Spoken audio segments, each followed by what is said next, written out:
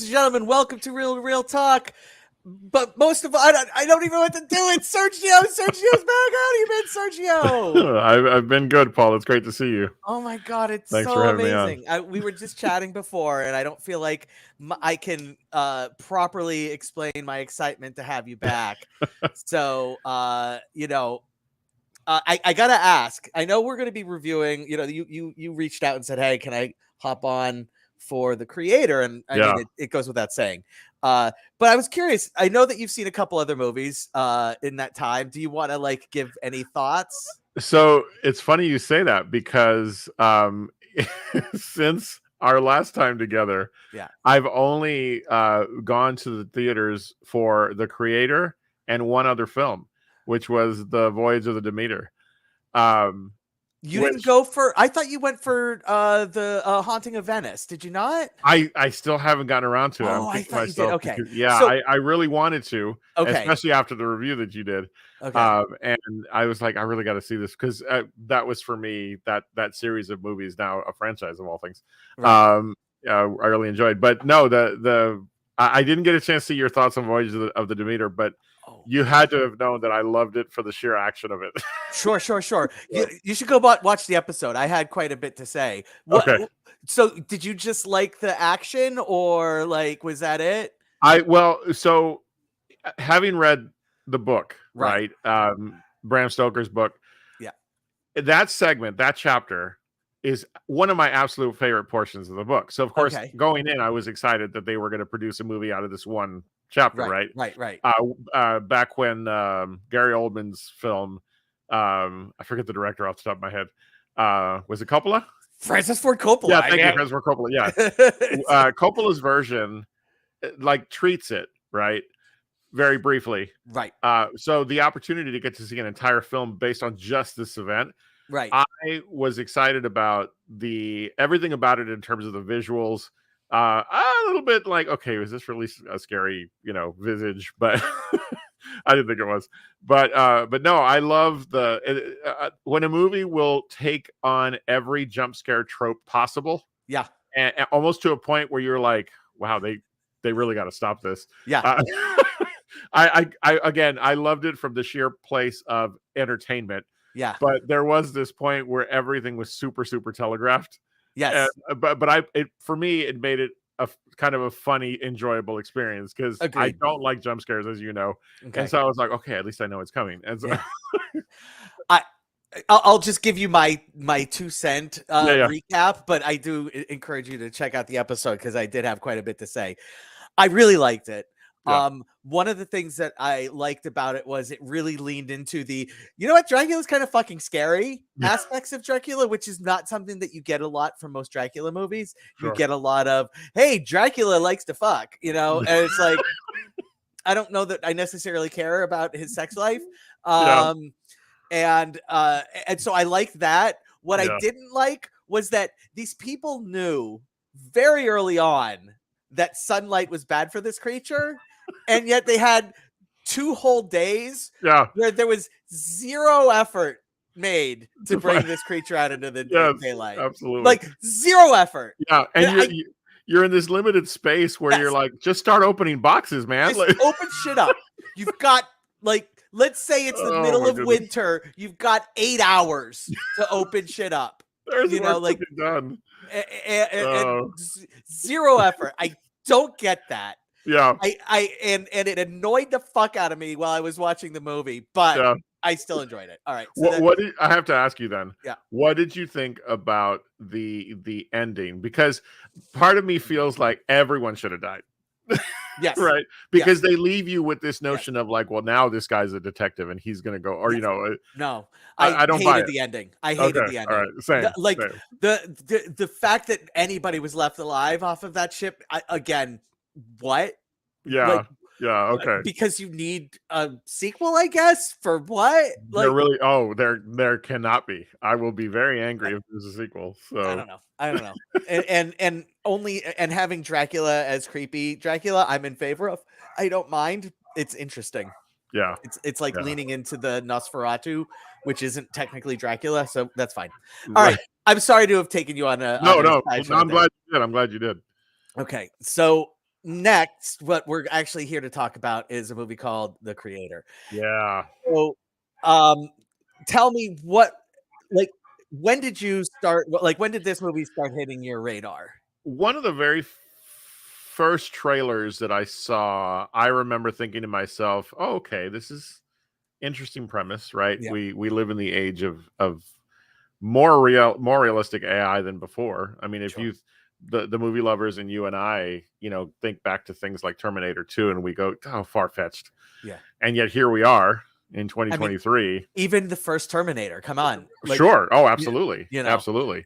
And so I remember thinking to myself as I watched it wasn't a teaser trailer, it was one of the first full trailers. right. And I thought, okay, I'm seeing what the premise is. And I was interested.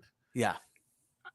Again, as time went on, and I forget when I saw the trailer that motivated me to reach out to you. Hmm. It was just something about the visuals in the Yeah. trailer that I was like, I know this is the kind of movie that you and I can like really dig into, Right. Right. or that it will be. And yeah, but that's kind of, it was only a few weeks before it's released that I was like, okay, I think I want to talk to Paul about this one. Yeah. I don't remember if it was like early in the first trailer or at the very end, towards the end of the very first trailer.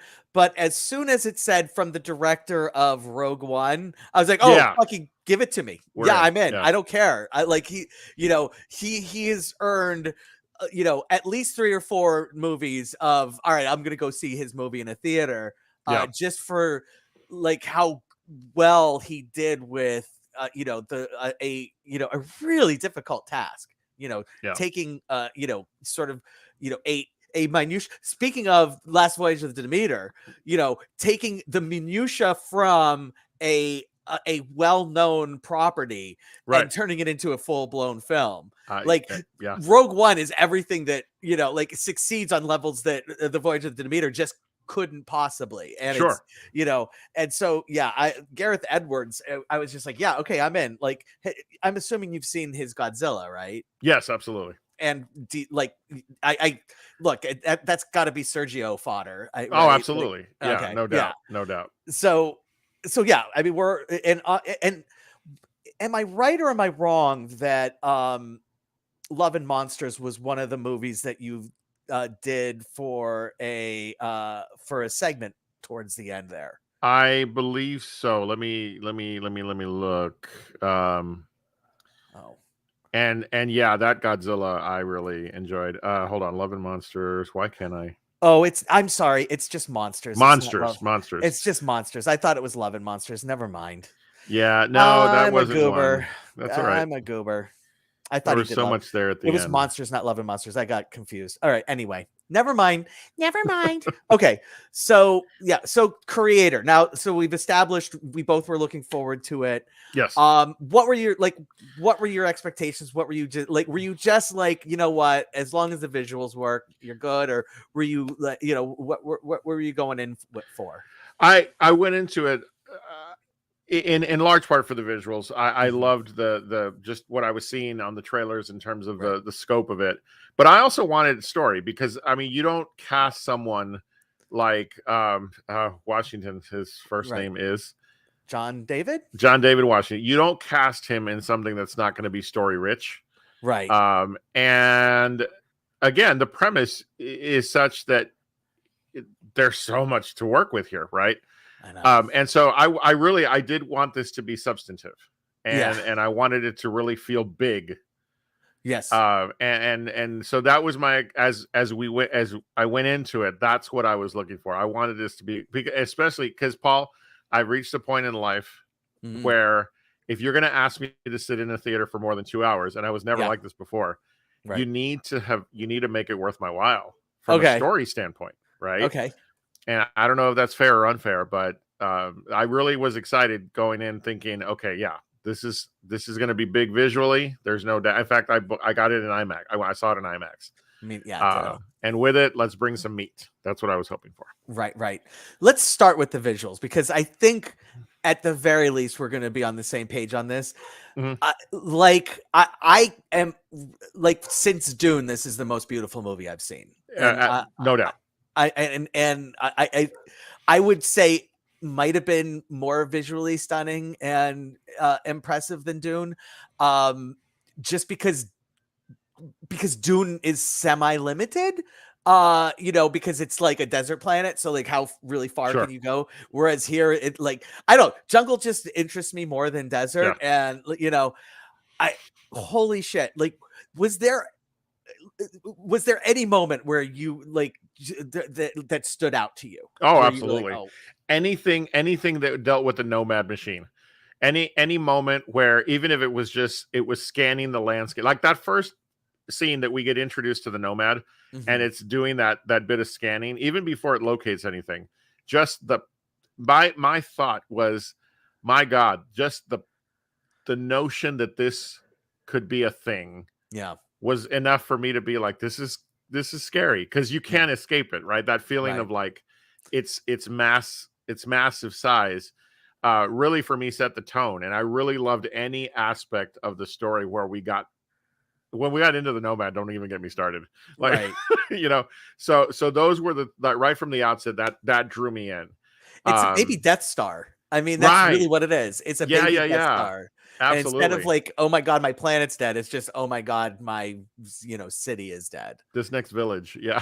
Yeah, right. um and so yeah, and not only that, but the other thing that really drew me in story right away Oh, okay. was what happened to John David Washington's character, because we Hmm. see all these prosthetics, right?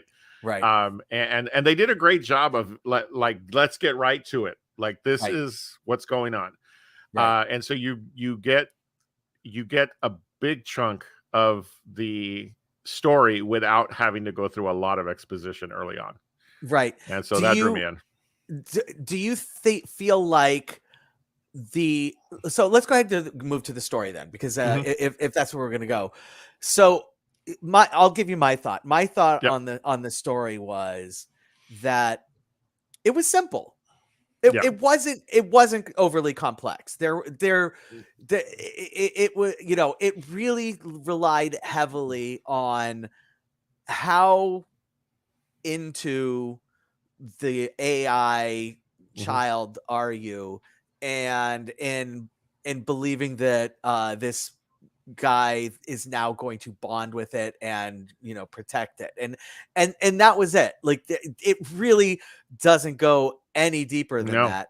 Do you feel like that kind of helped, or do you feel like it made like it almost like took away because it just became like so heavily visuals that you were just Yes. kind of like, I kind of want more from the story. Yes. For someone like myself who would normally be satisfied with the heavy visuals, the all of the battle scenes and all of that, Mhm. when when he first discovers the child, Yeah. number one, it, I mean, I don't know how to describe. So from the trailer that the child is a significant portion of the story, right? Correct. Absolutely. They Without make a no doubt. secret. Well, Make yeah, no without a secret. doubt. However, when the story setup is such that you're trying to make it, we've talked about this in movies before where they're trying to make it a secret, but Right. we're already in on the punchline. We talked about this for Black Adam. Right. Yeah. And so there's this big creep up to the, okay, is he going to find the weapon? Like that entire sequence before he opens the door and goes in, Yeah. wonderful action. Okay. But Sure. as soon as he gets in there, you start going, well, I know what he's going to find. Yeah. Right. And Yeah. then from there, it became such a simple story Yeah. that there is a point for me where I was like, wow, you really wrapped all of it, it kept all of the visuals and all of that aspect of the movie Mhm. from feeling big enough, Right. because you knew this was going to be everything to do with him protecting the weapon, right? Right. Right. Right. And so I'm like, I think we've been here before. Like we've Yeah. seen a similar story or stories, Yeah, and I feel like for me, I feel like, so one of the things that they do is they try to use flashbacks Mm, to give a lot of context to yeah. why is John David Washington's character feeling paternal towards this machine, Hmm. and establishes a prior relationship that works, to an extent, but not sufficient enough to, in my mind, to really add the contextual layer that is required to really push things forward. Right. And so I just feel, and it's an interesting problem because I don't know how to make it more, how to make it deeper. I don't know Yeah. how to add the meat to the bone, because they're clearly, I think the only thing that they could do is just be like, all right, we're going to trim 20 minutes off of this thing. And, because ultimately just hopping from village to village is, and looking, one of the things that they don't reveal. So it's interesting because one of the things that they don't reveal in the trailer that is supposed to be, they try to make a major conflict but really isn't, is that they're looking for the creator of the AI, and that's the mission along, that's sort of like the overarching mission. And oh, by the way, the creator made this one AI weapon that is supposed to is supposed to demolish humanity. And it just, the search for the creator, just, that's the problem. Right. It just isn't enough. And it's, yeah. Did you feel along with that? Yeah. Did you at any point feel like they had wanted to lean into this child was in part created from both their DNA, but that they stopped themselves? Because more than once I felt towards the end, I was like, they're going to come in. Then I was like, wait, they don't seem to want, like, I could feel like that's where they wanted to go. Well, and they even But then go they so didn't. far as to kind of semi-imply it. Right. But And it wasn't done in a way that, like, had that happened, I think they were afraid that if they had gone that direction that people weren't going to buy it. That for me would have added just a little more substance, even though I would have been like, okay, I need more explanation. But it's, at the end of the day, it's an action story, right? Yeah. And so I just wish they would have, like, they were hesitant on certain story elements. Yeah. They really, and it's interesting because whether or not you buy into the idea that, okay, I can feel for AI. All right. And there's a lot of, sentiment, and it's odd that a lot of what's going on right now in the movie space is, AI is not that great for what we're trying to do. And yet here, you are forced, if you're going to like this movie on any level, you are forced to just accept that, yeah, you know what, AI as a sentient construct, it deserves its space. It deserves its space. It deserves to live and thrive and coexist. And the key for it is, all right, if you're going to buy into this, you have to be good with the coexist aspect of it. Right. Because the problem, the problem, dating back again to Terminator is, and Matrix and everything is, can humanity and AI coexist? And so the interesting aspect of this movie is you have to buy into the yes, they can, rather than the fear of no, they can't. And all of the bad guys have bought into the fear of no, they can't, while the audience is asked to buy into the yes, they can, which I like.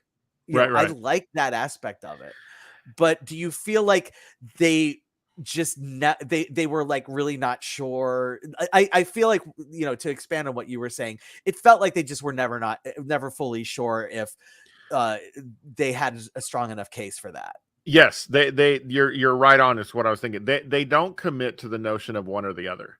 Right. So much so that the beginning, the first 20 minutes, up until the point where they do the where she captures the memories of the soldier who died. Right. Up until that point, I had trouble figuring out, wait, who are the antagonists in this movie? Right. Yeah.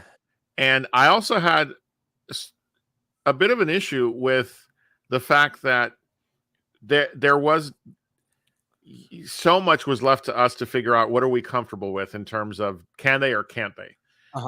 This movie seemed to want, what I was going to do, I was going to ask you, Paul, what was the message of this film?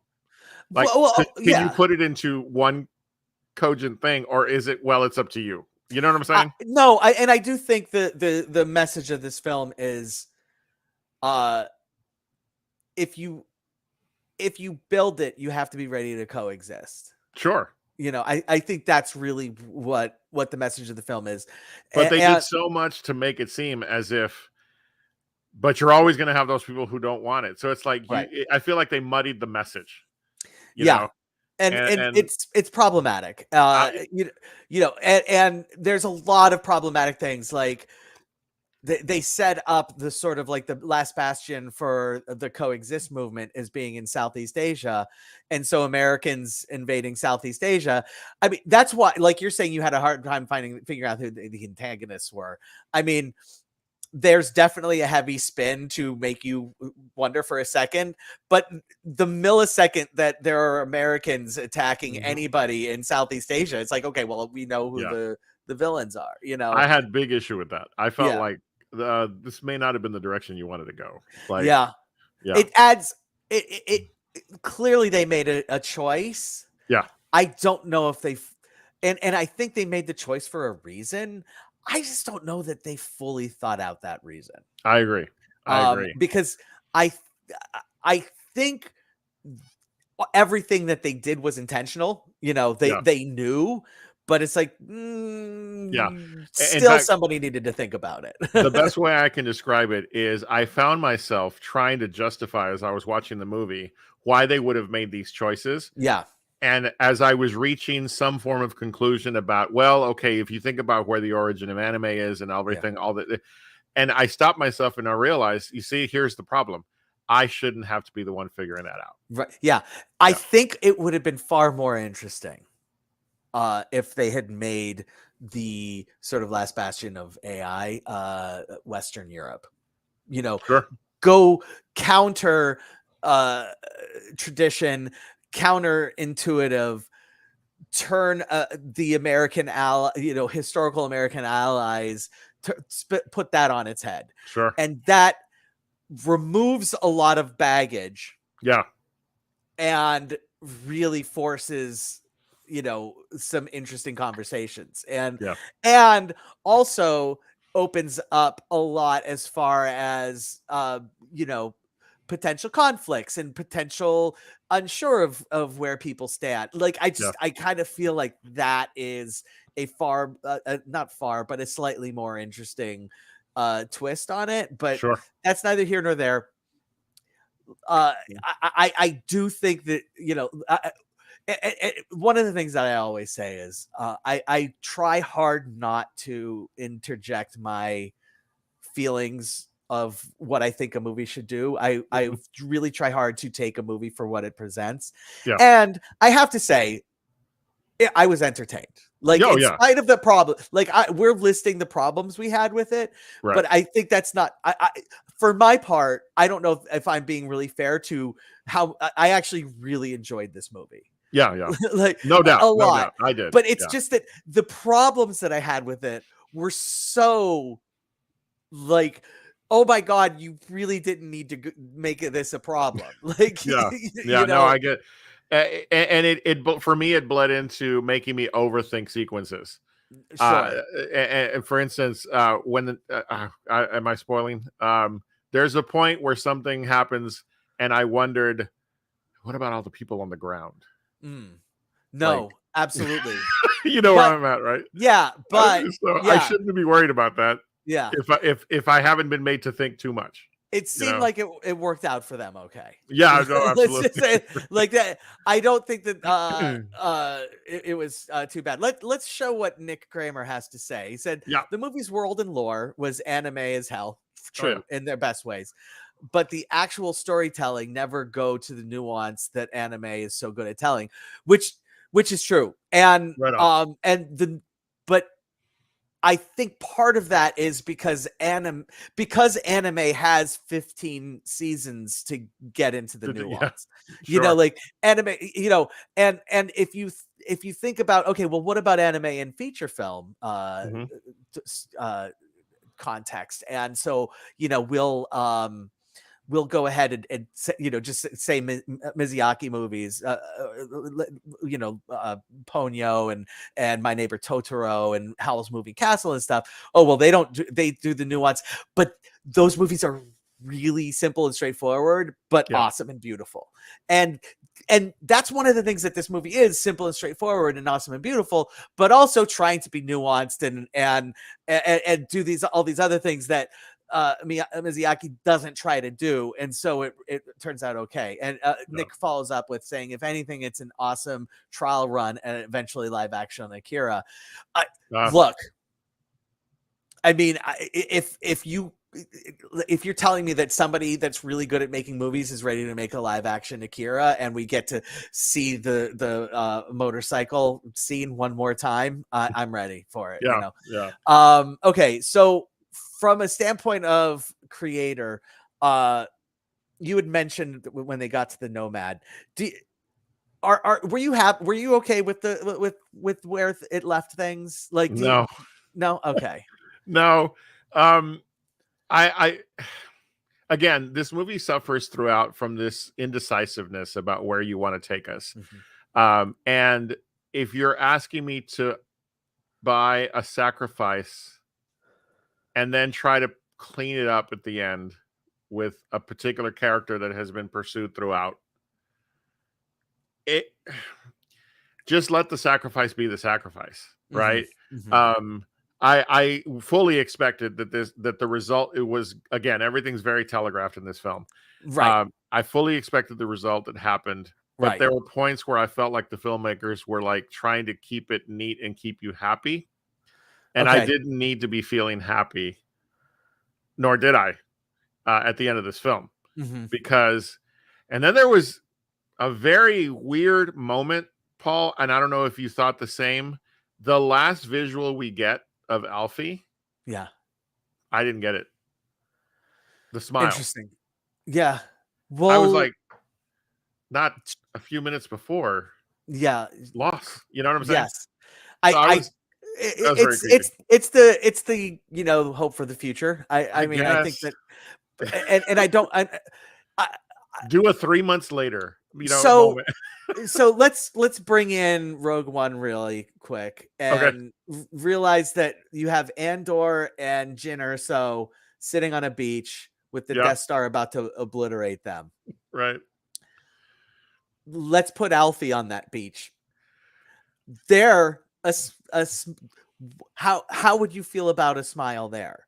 Like, and my point is that at least I get, like, she has survived, she has accomplished the thing that she needed to accomplish, and she is going to get to grow old. Like, by the way, we should probably have spoiler alerted that, but too late.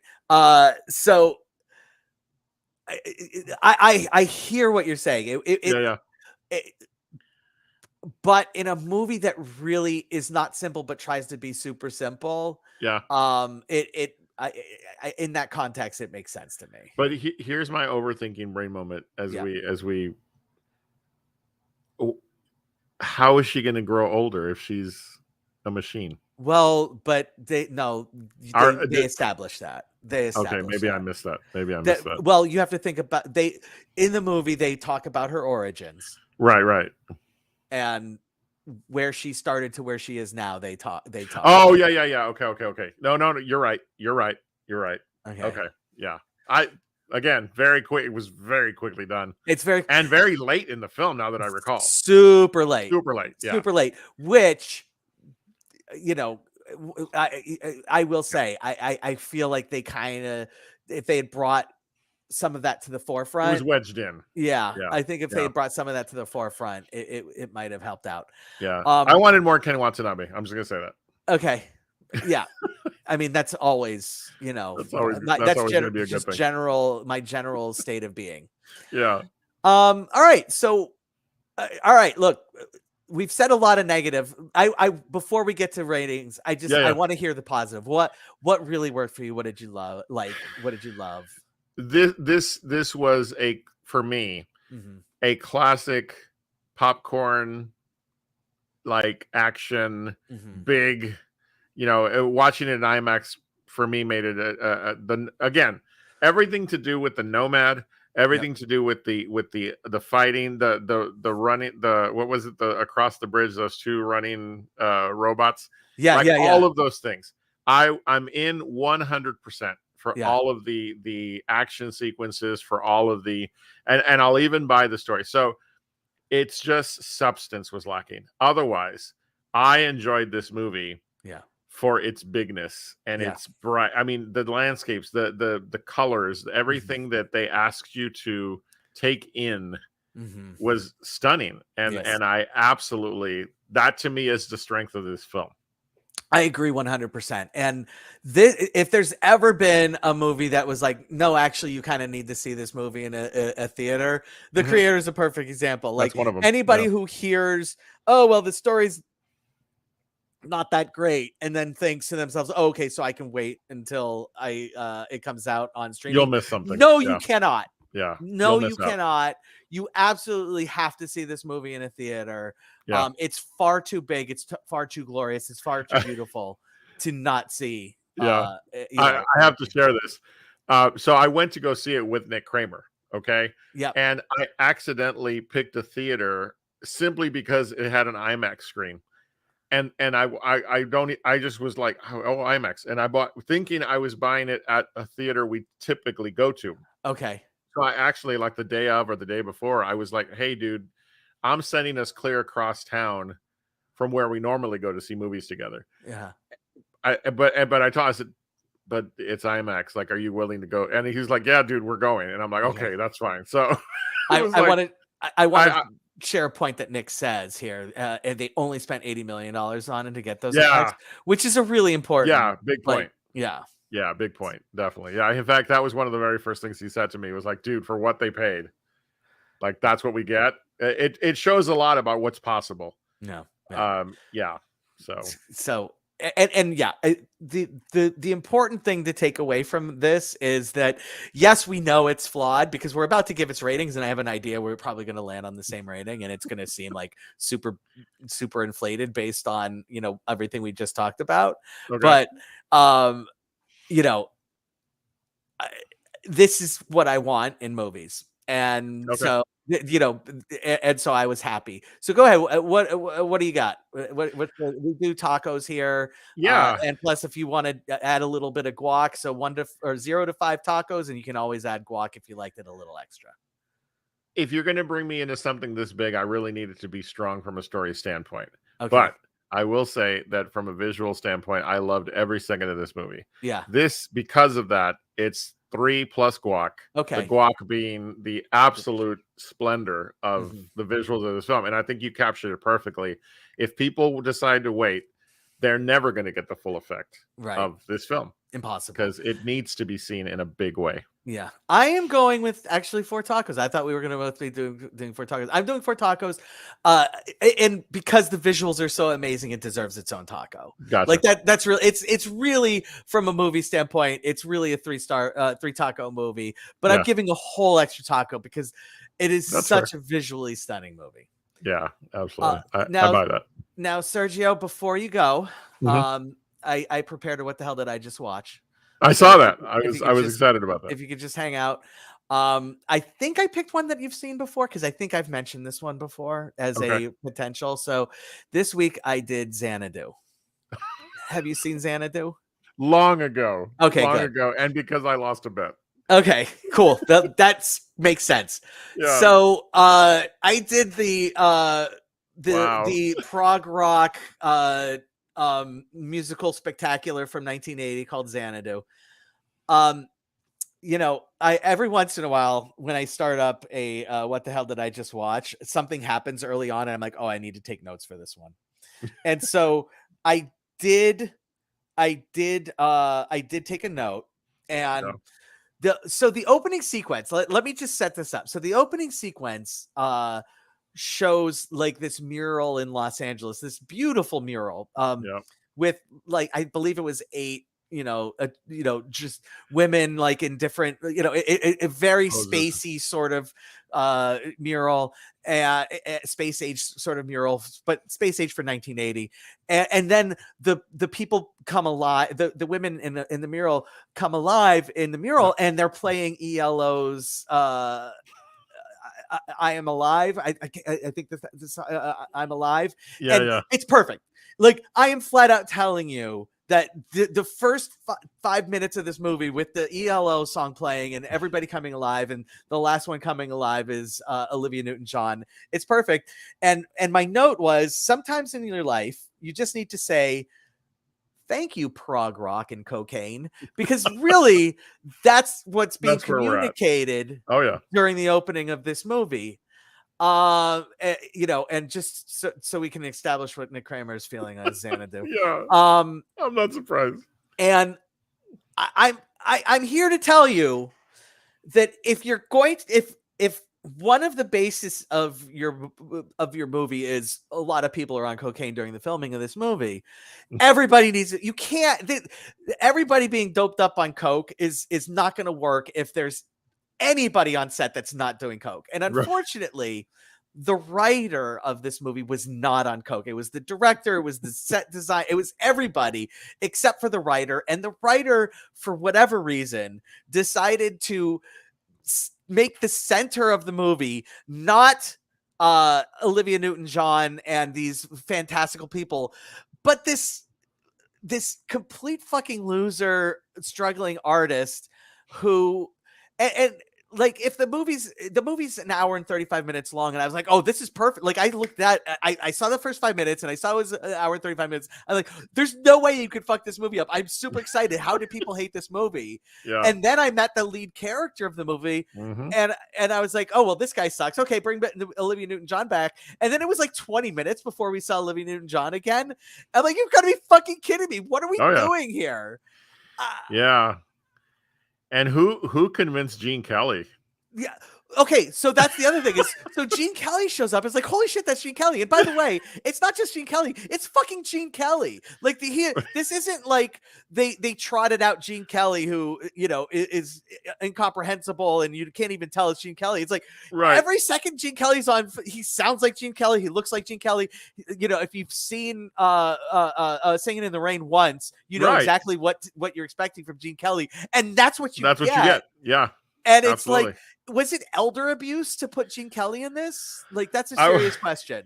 Yeah. Well, listen, for however long it's been since I watched this, for me to still continue to see that as a memorable moment tells you the issue with this film. Yeah. So, about 15 minutes into the movie, I made my second and final note of the movie, because it went downhill so fast. Yeah. Things that are interesting. A group of dancing women coming alive out of a mural. That's interesting. Sure. Things that are not interesting. Struggling artists. That's just, and all you need to know literally is that the best part of the movie is the first 5 minutes, and then it doesn't go downhill. It literally falls into a chasm, and like. And within the chasm, there are moments where it is elevated because they decide for like 5-minute spans to focus on Gene Kelly or Olivia Newton-John, or the two of them. Yeah. And then they bring in the struggling artist again, and he just sucks so bad. Like, okay, so my favorite part is we're introduced to the struggling artist, and he shows up at the job that he had left at some indeterminate point in the past. And then everybody that works at this place, where like he's basically painting large versions of already established record labels to be put into record stores. And all of the other artists that are in there are giving him shit for having to come back. And there's the one friend that's like, hey, aren't you a guy who used to be an artist? Yuck, yuck, yuck, yuck. And that guy keeps showing up, and I want to punch him in the face every time. I sort of fucking got. Absolutely. And it's his first day back, and everybody's giving him shit for coming back. And immediately immediately he leaves work and is gone for the rest of the day. And he shows up the next day and he still has a job. I just don't, it's like, come on. Yeah. Like come on. This is for me a very interesting film when I look at it historically, and I when you think about this is 2 years removed from Olivia Newton-John doing Grease. Right. And you're like, what made you think this was the gig? You know? Well, I feel like there was a version of the screenplay where they were following around Olivia Newton-John and the struggling artist just kind of popped in and out. Right. And as opposed to the version that they filmed, which was following around a struggling artist and Olivia Newton-John popping in and out. Right. Because that's the only thing that makes sense. If ever there's a point where I could give less of a shit about two people ending up together, it's this movie. Yeah, I didn't care at all. And it's funny because it's sad, and there was a really awesome cocaine dream of a movie in here. It reminded me a lot of The Apple, which was very early. What the hell did I just watch? I remember that. Which I'm only bringing up because I have to tell everybody to go watch The Apple. Because if you hated Xanadu, but you loved the first 5 minutes, go watch The Apple because you get the whole movie. You get the whole movie of just cocaine music delirium, and it's that's all it is. And you don't have to worry about the writer like not being on coke because he absolutely was on coke at the same time as everybody else. And nobody says, "Hey, let's follow around the boring asshole." Like nobody ever said that during the filming of The Apple. So it worked. Man, I understand the hate for Xanadu. Like I'm so glad you did this. Yeah. So yeah, and then years and years later, Olivia Newton-John still making films, but Sharknado 5. Yeah. Well, what are you gonna do? All right. Yeah. So there you go. What the hell did I just watch Xanadu? I get it now. I get it now. I love it. I'm glad to have been here for you to do that. That's awesome. Well, I did it for you, man. Thank you. That means a lot. Sergio, it was wonderful having you back. Thank you so much. You're very welcome. I can't wait. It's going to be, I think, 3 long weeks before I get to see you again. But yeah, looking forward to it. Yeah, we'll be ready to talk up some Marty. And I'm going to try to get through the whole damn thing without mentioning The Irishman. Like that's my like. Man, I'll need to come up with some sort of reward for you if you do. So. Okay. All right, Paul. Thanks again. I loved it. Yep. Take care, man. All right. Bye-bye. Bye. Do I have to kick you out? Yep. Oh, okay. Goodbye. All right. So you're not done with me yet. I've got 2 more movies that I watched. The first one is streaming on Hulu. It's called No One Will Save You. It's a sci-fi horror movie. Which, look, I'm just gonna flat out tell you, sci-fi I'm in, horror I'm not usually. But okay, like I'm just gonna lay it out for you. I'm sitting through this movie. It's an hour and 40 minutes. And during the first hour and 35 minutes, I'm like, holy shit, this movie's like instantaneously one of my top 10 favorite movies of this year. Like it is just an absolutely captivating version of stuff that you've seen before, but brand new and totally different. It just really takes the alien invasion and survivalist aspects of sci-fi and horror movies and just spins it in just a completely totally unexpected and delightful way. Delightful not in the sense of I love it, but in a suspenseful, fantastic, original way. And then the last 5 minutes hits and I'm still struggling. This was a 5 taco movie until the last 5 minutes. And I can't give this movie 5 tacos because the last 5 minutes is so fucking weird. And the analogy that I used with somebody, and I'm going to bring it up here, is somebody said, I made the comment, I loved this movie for the 1 hour and 35 minutes. And then the last 5 minutes came through and somebody said, yeah, they really took a big swing. And here's the interesting thing. Sometimes you need to take a big swing, and regardless of whether it hits or lands, you respect taking the big swing. Other times you're playing a really, really tough par 5, just the most difficult par 5, on not just in the course, but like in the state or in the country, whatever. Like a really tough fucking par 5, and you hit 2 perfect shots, and you're sitting 100 yards out from the green, and you say, I'm going to hit my driver again. And it's like, you don't need the driver. You're good. You're 2 shots. You're sitting 100. You're exactly where you need to be. Middle of the fairway. The green's, open wide for you, waiting for you. Just fucking knock your 9-iron in the middle of the fucking green. And if you two putt, you did a great job. Instead, you're pulling out your driver. Why? I cannot possibly recommend this movie more, but I also have to warn you that the ending is weird, and I would love for anybody who watches this to come on next week and make a comment and say, hey, I watched No One Will Save You, and here's what I thought about the last 5 minutes. Because I just want to hear as many people who have seen this movie tell me what they thought about the last 5 minutes. I still loved this movie. This movie still gets 4 tacos from me. And it's just, it's so simple and so wonderful and so well done. Last 5 minutes, ouch. That's it. That's all I got to say. And the next movie that I did was Dumb Money. Very straightforward. It's the story of the GameStop stock revolution, let's call it, where basically day traders, or what are they called? The dumb money. I mean, like that, institutional investors call them the dumb money. Retail investors, just the people, schlubs that are buying 100, 500 share, 100 to 500 shares at a time, just dump, putting whatever pennies they can into the market, not never affecting the overall price majorly. The one time when they banded together and really affected the price and absolutely crushed the institutional investors who were all short selling this stock, the GameStop stock. And it's really interesting to kind of see how that came about. Guess what? Not a big surprise. Pretty difficult to get an hour and 40 minutes out of that. I mean, it just is. And the movie's really good. It's not great. Like, I really liked it.